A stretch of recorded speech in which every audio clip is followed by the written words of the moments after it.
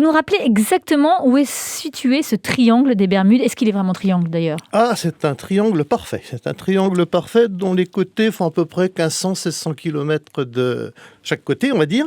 Entre d'un côté la Floride, Oui. les îles Bermudes, et puis les îles Bahamas.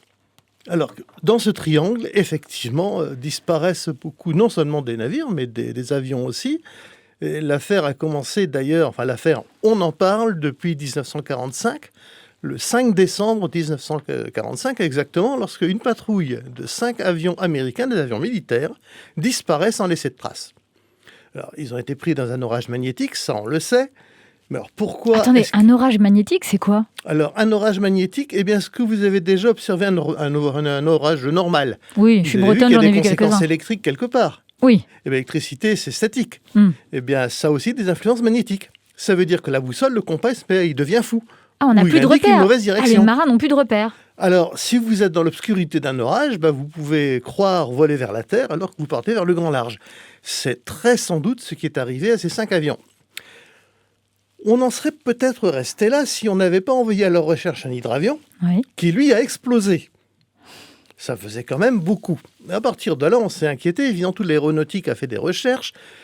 Il s'est avéré que cet hydravion avait sans doute un problème de fuite de carburant qui pouvait expliquer son explosion. Mais quelques années plus tard, en fait, je dis quelques années, c'est une vingtaine d'années plus tard, qu'un magazine américain un peu complotiste, on va dire, est entré dans le sujet et un journaliste a trouvé ce mot extraordinaire, le triangle des Bermudes, l'infernal triangle des Bermudes, le triangle de la mort. Oui, c'était un titre à la une pour attirer le lecteur. Quand vous avez trouvé un comme ça, vous ne le lâchez pas.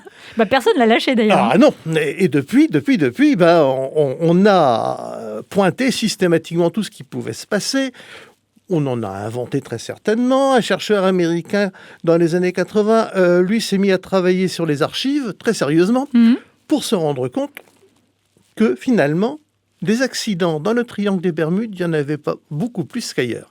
Et d'ailleurs, une chose est révélatrice, c'est que les tarifs des assurances des avions et des navires qui vont dans ces zones-là ne sont pas plus élevés qu'ailleurs. Non.